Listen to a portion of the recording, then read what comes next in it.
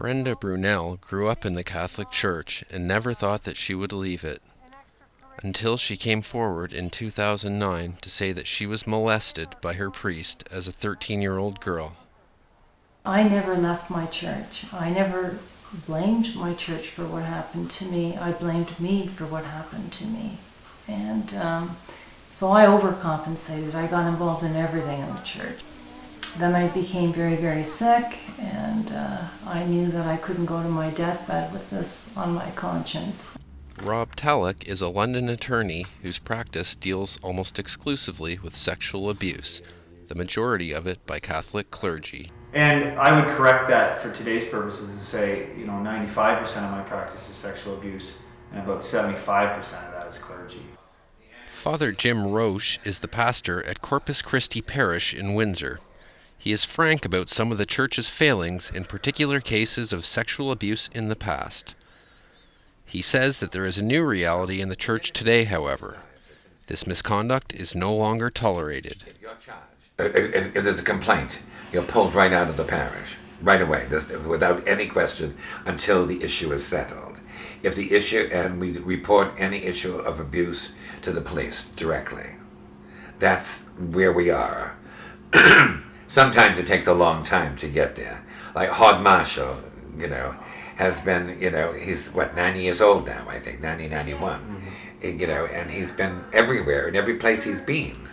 There has been some activity. Someone, obviously, didn't think it was important. Nowadays, we cringe, it's like, oh, help. Brunel describes the guilt, self-doubt, and shame that victims of abuse by clergy experience. Yeah, so if we're looking at our priest as someone much like God, we certainly wouldn't expect him to harm a child. And so when a priest sexually abuses a child, the child then takes on that responsibility as something they did that's wrong, and we just know that we're going to hell. We did something to cause that priest to fall from grace. Brunel says that the abuse itself did not upset her nearly as much as the reaction of the church when she came forward. She has since organized the local Windsor chapter of SNAP, the Survivors Network of Those Abused by Priests. The group took part in a large protest at the sentencing of disgraced priest William Hodgson Marshall on March 4th. You pay to defend a pedophile that's raping your children. You don't report that to the police, though, because certainly nobody reported my case to the police, and I went to the church, the diocese. Instead, they dealt with it all internally and tried to make it go away quietly. There is a major discrepancy between the reported experiences of victims like Brunel and their advocates like Talek and official church policy on abuse. Mark Atkinson is the Director of Communications for the Diocese of London. He says that mistakes have been made, but the diocese now has a zero-tolerance policy on abuse, has systems in place to deal with it, and go directly to police and children's aid when abuse is brought to their attention. Essentially a zero-tolerance policy, and we don't have a choice about reporting to police. If it's involving a minor, authorities have to be contacted. There's no checking with someone else to see whether or not it should be reported. It's immediate reporting. Talek contradicts this, saying it is not the way it happens in his experience. I think my biggest concern with the institutional church, the hierarchy, is its failure to come clean with secular authority. And what I mean by that is go to children's aid once they have a suspicion. Go to police when they know a complaint.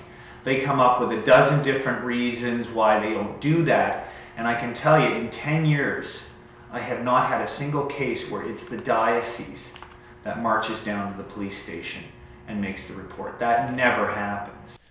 The newly ordained Pope Francis I has brought much hope for needed change within the Catholic Church. In his first major decision, he set up an advisory board of cardinals from around the world to help him govern the Catholic Church and reform its troubled central administration.